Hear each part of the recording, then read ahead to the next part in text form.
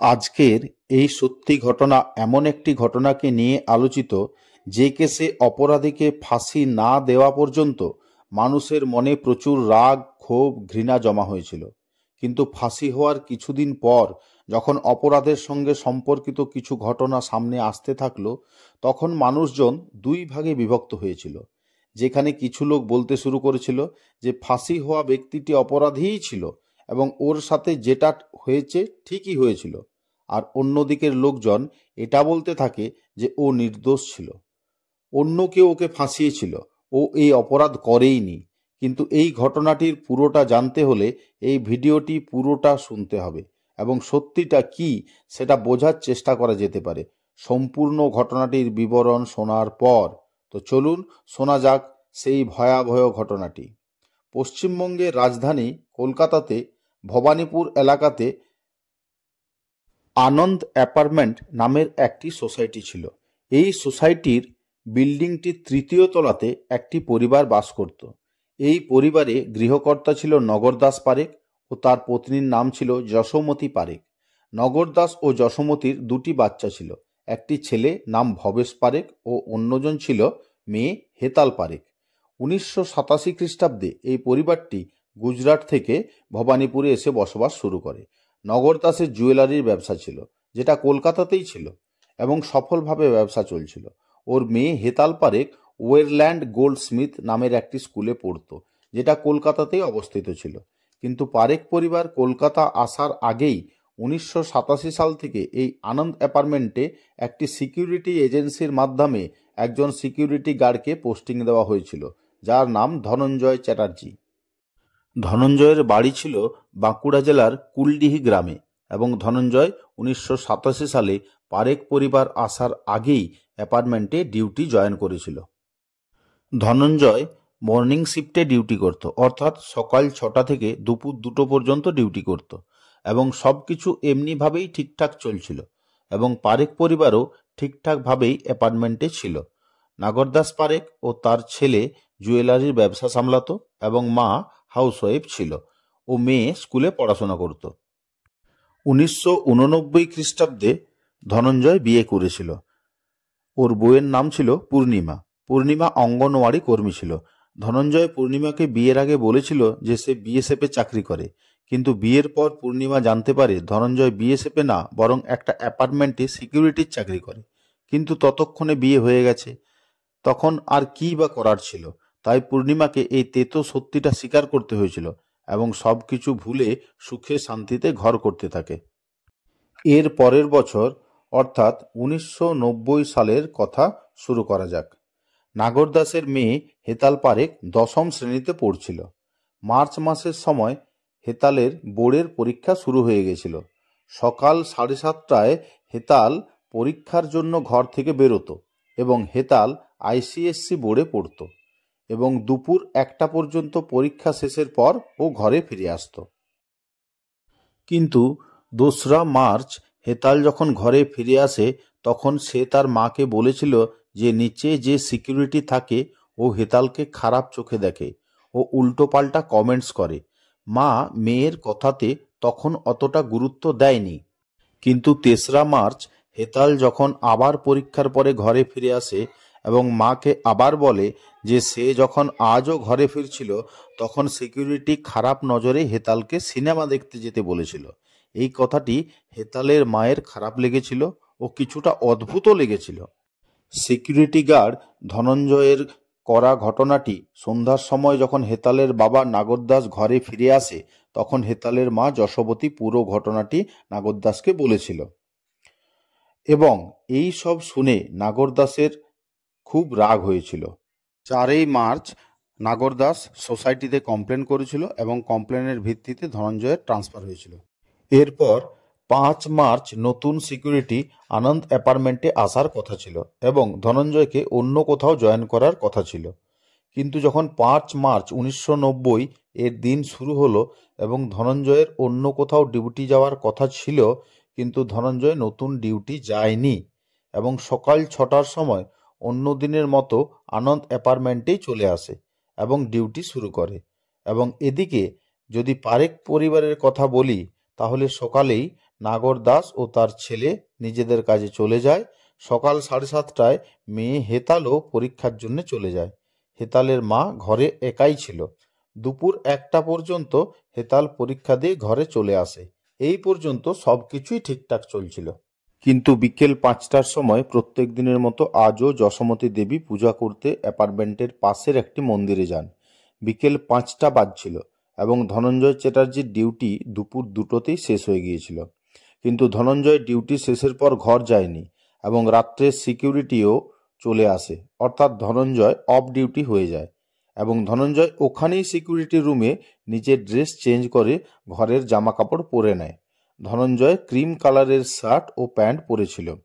5টা 20-র সময় হেতালের মা মন্দিরের পূজার জন্য পৌঁছায় এবং ধনঞ্জয় ওনাকে যেতেও দেখেছিলেন। কিন্তু 5টা 25-এ ধনঞ্জয় সিকিউরিটি গার্ডকে বলে যে আমি 3য় তলাতে যাচ্ছি এবং এক্ষুনি চলে আসব। নাইট শিফটের গার্ড 3য় তলাতে যাওয়ার কারণ জিজ্ঞেস করেছিল এবং ধনঞ্জয় বলেছিল যে সিকিউরিটি এজেন্সির মালিকের সাথে কথা বলতে হবে এবং ওনাকে বলতে হবে যে আমি খুব দ্রুত নতুন জায়গায় ডিউটি জয়েন করব। এরপরই ধনঞ্জয় লিফটের সাহায্যে 3য় তলাতে পৌঁছায় এবং হেতাল পারেকের ঘরও ওই একই তলাতেই ছিল। এই ঘটনাটি 1990 সালের ছিল এবং ওই সময় সকলের ঘরে ফোন ছিল না, কিন্তু হেতাল পারেকের ঘরে ফোন ছিল। তো 5টা 25 মিনিটে ধনঞ্জয় লিফটে করে 3য় তলায় যায় এবং ধনঞ্জয় যে সিকিউরিটি এজেন্সিতে কাজ করত তার ম্যানেজার তখন আনন্দ অ্যাপার্টমেন্টে আসে এবং নাইট শিফটের সিকিউরিটি গার্ডকে জিজ্ঞাসা করে যে আজ মর্নিং শিফটে নতুন গার্ড কি রিপোর্ট করেছিল। নাইট শিফটের গার্ড তখন তার উত্তরে বলে যে না স্যার, নতুন সিকিউরিটি তো জয়েন করেনি এখনো পর্যন্ত, তো ধনঞ্জয়ই এই ডিউটি করছিল। তখন ম্যানেজার জিজ্ঞেস করে যে ধনঞ্জয় কোথায়। তখন গার্ড উত্তরে বলে যে ও তো 3rd ফ্লোরে কিছু কাজ করতে গেছে, এক্ষুনি চলে আসবে। ম্যানেজার ওকে ডাকতে বলে। তখন গার্ড অ্যাপার্টমেন্টের বাইরে আসে ও নিচে থেকে ধনঞ্জয়কে ডাকতে থাকে। তখন ধনঞ্জয় 3rd ফ্লোরের একটি জানলা থেকে বলে যে ঠিক আছে, আমি নেমে আসছি। 5টা 45-এ ধনঞ্জয় লিফটে করে নিচে নেমে আসে। ম্যানেজার ধনঞ্জয়কে ডেকে বলে যে সে নতুন পোস্টিংয়ে আজ জয়েন করেনি কেন। তখন ধনঞ্জয় বলে যে কিছু কাজ বাকি আছে তাই জয়েন করতে পারিনি, তবে চিন্তা করবেন না, কিছুদিনের মধ্যেই আমি নতুন কাজে জয়েন করে নেব। এরপর ম্যানেজার ও ধনঞ্জয়ের মধ্যে কিছু কথাবার্তা হয় ও তারপর ম্যানেজার চলে যায়। এরপর 5টা 50-এ হেতাল পারেকের মা মন্দির থেকে আনন্দ অ্যাপার্টমেন্টে ফিরে আসে এবং লিফটে করে 3rd ফ্লোরে নিজের ঘরের দিকে যায় এবং ঘরের বাইরে কলিং বেল বাজিয়ে কিছুক্ষণ অপেক্ষা করে, কিন্তু দরজা খুলে না। তখন আরও কিছুবার বেল বাজায়, কিন্তু ভেতর থেকে কোনো সাড়া শব্দ পাওয়া যায়নি। এরপর দরজা জোরে ধাক্কা মারলেও ভেতর থেকে কোনো উত্তর পাওয়া যায়নি। হেতালের মা অনেক চেষ্টা করেও দরজা খুলতে পারেনি, কারণ দরজা ভেতর থেকে লক ছিল। এত শব্দে প্রতিবেশী কয়েকজন ও নিজের বাড়ির চাকররা ছুটে আসে। সবাই মিলে দরজা খোলার চেষ্টা করে এবং কিছুক্ষণ পরে দরজা ভেঙে যায় এবং হেতেলের মা ঘরের ভিতরে ছুটে যান। সঙ্গে কিছু প্রতিবেশীও ঘরের ভেতর প্রবেশ করে এবং দেখে ঘরের ভেতর অনেক জিনিসপত্র ছড়িয়ে ছিটিয়ে পড়ে রয়েছে এবং এরপর হেতেলের মা হেতেলের রুমে যায় এবং রুমে ঢুকেই হেতেলের মা জোরে চিৎকার করে ওঠে, কারণ রুমের মধ্যে হেতেল পারেক রক্তাক্ত অবস্থায় পড়ে রয়েছে। শরীরে আঘাতের চিহ্ন স্পষ্ট ছিল, কাপড় জামাও ছেঁড়া ছিল। হেতেলের মা সঙ্গে সঙ্গেই স্বামী নাগর দাসকে ফোন করে হেতেলের ঘটনাটি বলে এবং নাগর দাস ও তার ছেলে সাথে সাথে অ্যাপার্টমেন্টে চলে আসে এবং ধীরে ধীরে এই খবরটা পুরো অ্যাপার্টমেন্টে ছড়িয়ে পড়ে এবং হেতেলের ঘরে লোকজন আসা যাওয়া শুরু হয়ে যায়। রাত 9টার সময় পুলিশকে ফোন করে ডাকা হয়। পুলিশ আনন্দ অ্যাপার্টমেন্টে আসে এবং বডিকে পোস্টমর্টমের জন্য পাঠিয়ে দেওয়া হয়। এরপর পুলিশ বাড়িটির অনুসন্ধান শুরু করে এবং অনুসন্ধানের সময় ক্রিম কালারের একটি বোতাম পাওয়া যায় এবং যেটি কোনো জামার বোতাম ছিল ও একটি গলার চেনও পাওয়া যায়। এই চেনটি দেখে প্রতিবেশীদের বাড়িতে কাজ করা একটি চাকর বলে যে চেনটি তার এবং এখানে আসার পর ভিড়ে ঠেলাঠেলিতে পড়ে গেছে। পুলিশ বোতাম ও চেন ছাড়াও পারিপার্শ্বিক কিছু প্রমাণ পায়, যেমন রক্তের নমুনা, ছেঁড়া জামা কাপড়। এরপর 6ই মার্চ লোকেদের জিজ্ঞাসাবাদ শুরু করে। এরপর হেতালের বাবা বলেন যে ধনঞ্জয় নামে একজন সিকিউরিটি আমার মেয়েকে উত্ত্যক্ত করত এবং আমি ওর বিরুদ্ধে সোসাইটিতে কমপ্লেনও করেছিলাম এবং এরপরেই ওর ট্রান্সফার হয়ে যায়। 5ই মার্চ নতুন জায়গায় ডিউটি জয়েন করার কথা ছিল, কিন্তু ও যায়নি, ও এখানেই থেকে যায়। হেতালের বাবা বলে, আমার সন্দেহ আছে এই মার্ডারের পেছনে ওই সিকিউরিটিরই হাত আছে, এবং পুলিশের একটি দল ধনঞ্জয়কে খোঁজা শুরু করে দেয়, এবং অ্যাপার্টমেন্টের ধারে পাশে খোঁজার পরেও ধনঞ্জয়কে কোথাও পাওয়া যায়নি। এবং যখন হেতালের মাকে জিজ্ঞেস করা হয়, তখন হেতালের মাও একই কথা বলে, এবং সাথে এটাও বলে যে গতকাল যখন ও মন্দিরে পুজো দিয়ে ফিরে এসেছিল, তখন লিফটম্যান বলেছিল যে ধনঞ্জয়কে আপনাদের অ্যাপার্টমেন্টের দিকে যেতে ও দেখেছে। হেতালের মা এটাও বলেছিল যে ওনাদের ঘর থেকে একটি দামি ঘড়িও চুরি হয়েছে, এবং মনে হয় ধনঞ্জয় এই ঘড়িটি চুরি করেছে। কিন্তু যখন লিফটম্যানকে জিজ্ঞাসা করা হয়েছিল, তখন লিফটম্যান বলেছিল যে সে ধনঞ্জয়কে বিকেল 5:45-এর সময় হেতালের অ্যাপার্টমেন্টে নয়, বরং ওকে লিফটে করে নামতে দেখেছিল। পুলিশ তখন জিজ্ঞেস করে যে কটার সময় উপরে গেছিল। তখন লিফটম্যান বলল যে আমি ওকে উপরে উঠতে দেখিনি, কারণ ওই সময় আমি বাথরুমে গেছিলাম। এখানে একটা লক্ষণীয় বিষয় হলো যে হেতালের মা পুলিশকে ইনভেস্টিগেশনের সময় বলেছিল যে ওকে লিফটম্যান বলেছিল ধনঞ্জয়কে লিফটম্যান ওদের রুমের দিকে যেতে দেখেছিল, কিন্তু এখানে লিফটম্যান নিজে বলেছিল যে ধনঞ্জয় যখন 3rd ফ্লোরে গেছিল তখন সে বাথরুমে গেছিল। তার মানে হলো হেতালের মা মিথ্যে বলেছিল। এরপর পুলিশ নাইট শিফটের সিকিউরিটিকে জিজ্ঞাসা করেছিল, এবং ওই গার্ড বলেছিল যে 5:25-এর সময় ধনঞ্জয় 3rd ফ্লোরে গেছিল, এবং ওই সময় আমাদের সিকিউরিটি ম্যানেজার আসে ও ধনঞ্জয়কে উপর থেকে নিচে নামার জন্য ডাকতে থাকে, এবং সময়টা মোটামুটি 5:45 হবে, এবং ধনঞ্জয় উপর থেকে আসছি বলেই তাড়াতাড়ি নিচে নেমে আসে। এরপর সিকিউরিটি গার্ড ওই ম্যানেজারকে আনন্দ অ্যাপার্টমেন্টে ডেকে পাঠায়, এবং ওকে জিজ্ঞাসা করা হয় যে ধনঞ্জয়ের বিষয়ে আরও কিছু জানো কি না। এরপর ম্যানেজার বলে ধনঞ্জয়কে 5ই মার্চ অন্য কোথাও ডিউটি জয়েন করার কথা ছিল, কিন্তু ও যায়নি। ওর কিছু পার্সোনাল কারণ ছিল, ও ঘরে কিছু পুজো অর্চনার ব্যাপার ছিল। ও 5ই মার্চ রাত্রে ওর ঘরে যাওয়ার কথা ছিল, ও সকালেই ব্যাগ গুছিয়ে রেখেছিল এবং ব্যাগ নিয়েই ডিউটিতে এসেছিল। ওর প্ল্যান ছিল ডিউটি করে ড্রেস চেঞ্জ করে এখান থেকেই গ্রামে চলে যাবে, কিন্তু গ্রামে যাওয়ার আগে কিছুটা সময় ছিল বলেই ও অ্যাপার্টমেন্টে থেকে গিয়েছিল। এরপর সে একটি সিনেমা হলে সিনেমা দেখতে গিয়েছিল। হেতালের পোস্টমর্টম রিপোর্ট অনুযায়ী হেতালের শরীরে চাকুর আঘাত ছিল, এবং গলাও টিপে ধরা হয়েছিল, এবং শারীরিক সম্পর্কেরও প্রমাণ পাওয়া যায়। চাকুর আঘাত ছাড়াও অন্যান্য আঘাতও ছিল, এবং কোথায় কোথায় 21টি আঘাত ছিল এই ছবিতে কিছুটা হলেও বোঝা যায়। 5 মার্চ ঘটনা ঘটেছিল, কিন্তু 12ই মে পুলিশ ধনঞ্জয়ের বাড়ি গিয়ে ধনঞ্জয়কে গ্রেপ্তার করে, এবং ধনঞ্জয়ের ঘরের তল্লাশি নেওয়া হয়। তল্লাশিতে পুলিশ ওই ক্রিম রঙের জামাটি যেটি ধনঞ্জয় ঘটনার দিন পরেছিল ও ঘড়িটি পেয়েছিল, যেটি সে পারেখ পরিবার থেকে চুরি করেছিল। তাহলে আপনাদের মনে এইরকম একটা ধারণা নিশ্চয়ই তৈরি হলো যে ধনঞ্জয় 3rd ফ্লোরে গেছিল ও হেতালকে মেরে ও রক্তাক্ত জামা কাপড় বদল করে ঘড়ি চুরি করে ধনঞ্জয় নিচে আসে, এবং এই রকম ঘটনাই তখন লোকের মুখে মুখে ঘুরতে থাকে, এবং মিডিয়াতেও এই গল্পটি চলতে থাকে, এবং সবাই এটাই বিশ্বাস করে যে ধনঞ্জয় হেতালের সাথে প্রথমে শারীরিক অত্যাচার করে এবং হেতালকে হত্যা করে মেরে ফেলেছিল। এই সব লোকেদের বিশ্বাস অনুযায়ী ধনঞ্জয়ই অপরাধী ছিল, এবং লোকেদের রাগ ক্রমশ বাড়তে থাকে যে একটা সিকিউরিটি 16 বছরের একটা মেয়ের সাথে এরকম জঘন্য ব্যবহার কিভাবে করলো। সবাই রাস্তায় নেমে ফাঁসির আওয়াজ তুলতে থাকে। তারপর এই কেসটি কলকাতার ডিটেকটিভ ডিপার্টমেন্টের কাছে ট্রান্সফার করা হয়। ধনঞ্জয়ের বিরুদ্ধে চার্জশিট তৈরি হয়, এবং খুন ও চুরির অপরাধের ধারাও যুক্ত করা হয়। চুরির কেস হয়েছিল ঘড়িটি চুরি করার জন্য। পুলিশ যা যা প্রমাণ পেয়েছিল সবই ছিল পারিপার্শ্বিক প্রমাণ, কোনো প্রত্যক্ষ প্রমাণ পাওয়া যায়নি, বা প্রত্যক্ষ সাক্ষীও পাওয়া যায়নি যে ধনঞ্জয়কে হেতালের অ্যাপার্টমেন্টের ভেতরে প্রবেশ করতে দেখেছিল এবং ধনঞ্জয়কে ওই অ্যাপার্টমেন্ট থেকে বাইরে যেতে দেখেছিল। ঘটনাস্থল থেকে যে চেনটি পাওয়া গেছিল সেটি প্রতিবেশীদের কাজ করা একটি চাকরের ছিল, এবং ক্রিম কালারের যে বোতামটি পাওয়া গেছিল সেটি ধনঞ্জয়ের ঘরের ক্রিম কালারের শার্টের সাথে ম্যাচ করেছিল, কিন্তু ফরেনসিক টিম কনফিউজড ছিল যে বোতামটি ওই জামাটিরই ছিল কিনা। এরপর আলিপুর সেশন কোর্টে মামলা শুরু হয়, এবং মামলা চলাকালীন যতজন সাক্ষীর জবানবন্দি নেওয়া হয়েছিল সবাই তাদের দেওয়া বয়ান কোর্টে পরিবর্তন করে।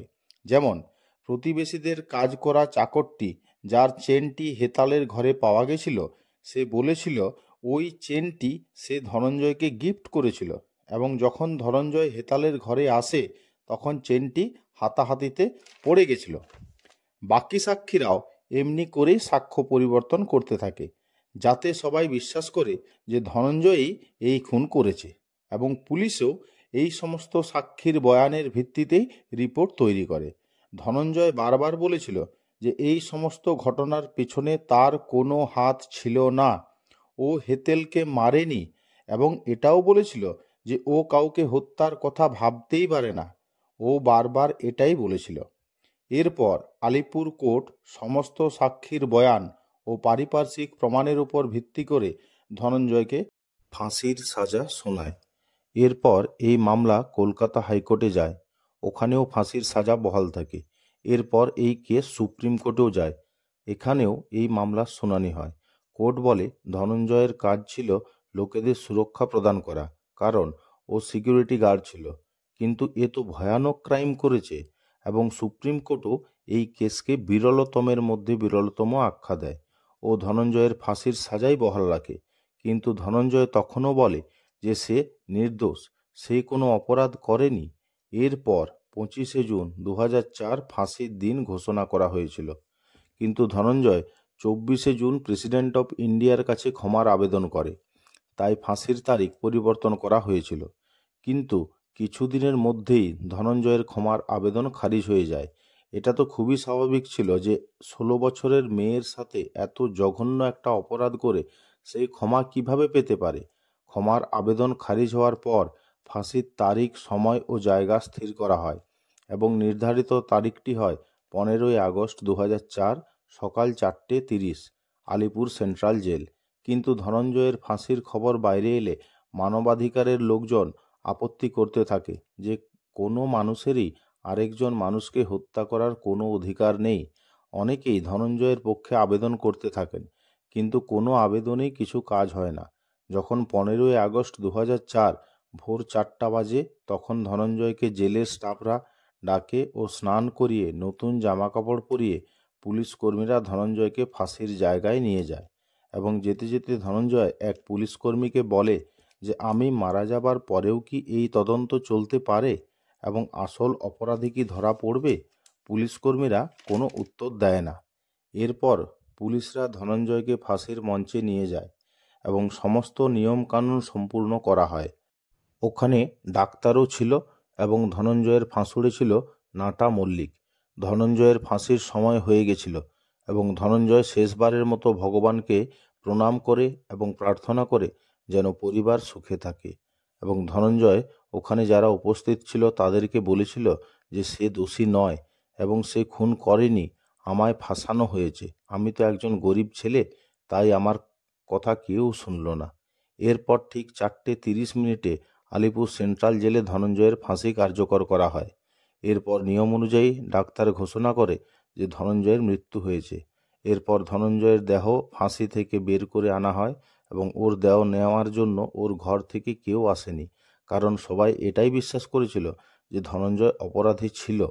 তাই জেল কর্তৃপক্ষই ধনঞ্জয়ের অন্তিম সংস্কার করেছিল এবং কেসটির সমাপ্তি হয় এবং সবাই চুপচাপ হয়ে গেছিল। কিন্তু কিছু লোক এমন ছিল যারা ভেবেছিল যদি কেসটা ধনঞ্জয়ের দৃষ্টি দিয়ে দেখা হয়, কারণ একটি ইন্টারভিউয়ে ধনঞ্জয় বলেছিল যে সে 3rd ফ্লোরে গিয়েছিল এটা ঠিক, তবে সে হেতেল পারেকের ঘরের দিকে যায়নি। ধনঞ্জয়কে সবাই ডাকতো কিছু অসুবিধে হলেই।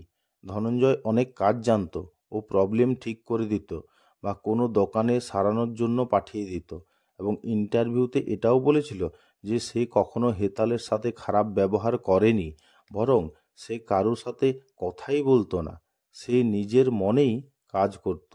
যদি কেউ ওকে কাজের জন্য ডাকতো তখনই সে তার সাথে কথা বলতো। কিন্তু অন্য আরেকটি ঘটনা ছিল যেটার উপর বেশ কিছু বছর পর নজর পড়ে, এবং এই ঘটনাটি ছিল ধনঞ্জয়ের দৃষ্টিকোণ থেকে। ফাঁসির দড়ি গলায় পড়ার সময় ধনঞ্জয় এটা বলেছিল যে সে নির্দোষ এবং ও কখনো অপরাধ স্বীকার করেনি। দ্বিতীয় ঘটনাটি কয়েক বছর পর সামনে আসে, যখন ISI কলকাতার 2 ছাত্র এই কেসের পর্যালোচনা করে কিছু নতুন তথ্য সামনে এনেছিল। যেমন ফরেনসিক এক্সপার্ট বলেছিল যে ধনঞ্জয়ের কাপড়ের উপর রক্তের কোনো দাগ ছিল না। এই কেসে আঙুলের ছাপ একটি অতি গুরুত্বপূর্ণ প্রমাণ হতে পারত, কিন্তু পুলিশ ঘটনাস্থলে বা হেতেলের শরীরে ধনঞ্জয়ের কোনো চিহ্ন খুঁজে পায়নি বা আঙুলের ছাপও খুঁজে পায়নি। হেতেলের শরীরে চাকুর 21টি আঘাত ছিল, কিন্তু ওই চাকুটিও কখনো কোর্টে দাখিল হয়নি। এরপর যদি সাক্ষীদের কথা বলা হয়, তাহলে প্রথম সাক্ষী অন্য একটি সিকিউরিটি গার্ড, যে দাবি করেছিল যে 5:45-এ ও ধনঞ্জয়কে ডেকেছিল এবং ডাক শুনে ধনঞ্জয় থার্ড ফ্লোর থেকে নিচে ঝুঁকে দেখেছিল। এবং আর একজন ব্যক্তি ছিল লিফটম্যান, যে প্রথমে এক কথা বললেও পরে বয়ান পরিবর্তন করে বলে ও ধনঞ্জয়কে 5:45-এ নিচে নামতে দেখেছিল, কিন্তু উপরে উঠতে দেখেনি। দুজন সাক্ষীর কথা পরস্পর মিল খাচ্ছিল না। দ্বিতীয় গার্ডটি বলেছিল যে যখন ধনঞ্জয়কে ডেকেছিল তখন ধনঞ্জয় থার্ড ফ্লোর থেকে নিচে দেখেছিল, কিন্তু প্রত্যেক জানলাতেই লোহার কভার ছিল, অর্থাৎ লোহার গ্রিল লাগানো ছিল। অর্থাৎ যদি ওখান থেকে কেউ নিচে তাকায় তাহলে নিচের লোকটি উপরের লোককে দেখতে পাবে না। হেতেলের মা ও সিকিউরিটি গার্ডের কথা অনুযায়ী হেতেলের মা 5:20-তে মন্দিরের জন্য বেরিয়েছিল, কিন্তু লিফটম্যান বলেছিল যে তখন সময় ছিল 4:10। তাহলে ধনঞ্জয় 5:25-এ বিল্ডিংয়ে হেতেলের বাড়ির ফ্লোরে গিয়েছিল এবং 5:45-এ বাইরেও বেরিয়ে গিয়েছিল। অর্থাৎ এই পুরো কাজটি করতে ধনঞ্জয়ের কাছে মাত্র 20 মিনিট ছিল, এবং এই 20 মিনিটের মধ্যে ও নিচে থেকে ডাকার সময় একবার নিচের দিকে তাকিয়ে জবাবও দিয়েছিল। ধনঞ্জয়ের ঘর থেকে বাজেয়াপ্ত হওয়া ঘড়িটি নিয়েও অনেক কথা উঠেছিল, কারণ ওই দিন অ্যাপার্টমেন্টে অন্য অনেক দামি জিনিস ছিল, কিন্তু শুধু ঘড়িটিই চুরি হয়েছিল। এবং অনুসন্ধানের সময় চুরি হওয়া ঘড়ি ও ধনঞ্জয়ের ঘর থেকে পাওয়া ঘড়ির সিরিয়ালও মিলিয়ে দেখা হয়েছিল, যেটা কিন্তু মেলেনি। এবং ফরেনসিক দলের কথা অনুযায়ী হেতেলের গার্মেন্টসে যে সিমেন্ট পাওয়া গেছিল তার কোনো ডিএনএ টেস্ট করানো হয়নি। ঘটনাস্থলের পাওয়া রক্তের নমুনাও ধনঞ্জয়ের রক্তের নমুনার সাথে মিল খায়নি। পোস্টমর্টম রিপোর্টে শারীরিক সম্পর্কের প্রমাণ পাওয়া গেছিল, কিন্তু রেপ বা জোরাজুরির কোনো কথাই প্রমাণ হয়নি। আর একটা প্রশ্ন এটাও ছিল যে যদি ধনঞ্জয় হেতালকে উত্ত্যক্ত করত, তাহলে হেতাল দরজা কেন খুলেছিল এবং ভেতরে কেন প্রবেশ করতে দিয়েছিল? যখন হেতেলের মা ঘরে পৌঁছেছিল তখন দরজা ভেতর থেকে বন্ধ ছিল। মার্ডারের পর বাইরে বেরিয়ে ধনঞ্জয় কিভাবে দরজা ভেতর থেকে লক করবে? হেতেল তো মরেই গেছিল, তাহলে দরজা লাগালো কে?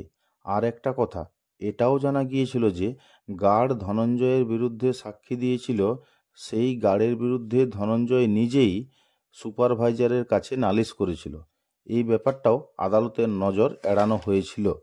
হেতেলের মৃত্যুর পর হেতেলের মা হেতেলকে ডাক্তারের কাছে নিয়ে গিয়েছিল, যখন হেতেল বেঁচেই ছিল না। পুলিশকেও ঘটনার 3 ঘন্টা পর কেন বলা হয়েছিল? এই ঘটনার অনুসন্ধানের পর হেতেলের মা কেন কলকাতা ছেড়ে চলে গেছিল? এবং বেশ কিছুবার ও ট্রায়ালও আসেনি, এবং খুব শীঘ্রই হেতেলের বাবা ও ভাইও শহর ছেড়ে চলে যায়। ধনঞ্জয়ের বিরুদ্ধে যে সমস্ত কথা বলা হয়েছিল তার কোনো লিখিত নথি কখনো কোর্টে জমা পড়েনি। সাক্ষ্য ও প্রমাণের যে সমস্ত কাগজ আদালতে জমা পড়েছিল সেখানেও একজন চাওয়ালার স্বাক্ষর ছিল। এই সব কিছু শোনার পরেও ধনঞ্জয়ের ফাঁসির পক্ষে অনেকেই সহমত হতে পারে, যেটা ভুল কিছু না যে এই কেসে দোষী ধনঞ্জয় ছিল, কিন্তু এটাও ভাবতে হবে যে ন্যায় মানুষের তৈরি করা একটা বিষয়, অর্থাৎ কিছু অন্যায় হলে অবশ্যই তার শাস্তি হওয়া উচিত, কিন্তু মিথ্যাও মানুষের তৈরি করা একটা বিষয়। তাই কারো কথাতেই কেউ দোষী হয় না। তাই শাস্তি ও ন্যায়ের জন্য আইন তৈরি করা হয়েছে। তাই এর ব্যবহার যদি ঠিকভাবে সাবধানতার সাথে না করা হয়, তাহলে কোনো অপরাধী প্রমাণের অভাবে ছাড়া মিলতে পারে বা কোনো নির্দোষের ফাঁসিও হতে পারে। কারণ আইন মানুষেরই তৈরি, তাই ভুল হওয়াটা অস্বাভাবিক নয় এবং সম্পূর্ণ সঠিক কখনোই হতে পারে না। এবং এইগুলো মাথায় রেখেই আইন প্রণেতাগণ এই ত্রুটিগুলোর কথা বিবেচ্য করে আইনের মূল ভাব এটা মানা হয় যে ভুল করে অপরাধী ছাড়া পাওয়া গেলেও এটা মেনে নেওয়া যেতে পারে, কিন্তু ভুল করে কোনো নিরপরাধ ব্যক্তির শাস্তি হলে সেটা কখনোই মেনে নেওয়া যায় না। আর ফাঁসির বিচার হলে তো এই বিচার আরও অনেক কঠিন হয়ে যায়, কারণ সাধারণ শাস্তিতে ভুল হলেও সেখান থেকে মুক্তির উপায় পাওয়া যায়, কিন্তু ফাঁসিতে এটা অসম্ভব, কারণ ফাঁসি হলে তার মৃত্যু হবেই। তাই ফাঁসির সাজা ঘোষণার সময় এই ব্যাপারে প্রচুর ধ্যান দেওয়া উচিত যে মামলাটি রেয়ারেস্ট অব দ্য রেয়ার হবে এবং কোনো দিক ছেড়ে বিচার সম্পন্ন করা উচিত হবে না। সব দিক দিয়েই অপরাধ প্রমাণ হওয়া উচিত। এরপর ধনঞ্জয়ের কেসটি কোনো সন্দেহের অবকাশ ছিল কি না, এটা আপনারা সবাই নিজেই বুঝতে পেরেছেন। এই ঘটনাটি শোনানোর উদ্দেশ্য কারো মনে দুঃখ দেওয়া নয় বা কাউকে বিরক্ত করাও নয়, বরং সবাইকে সচেতন করা।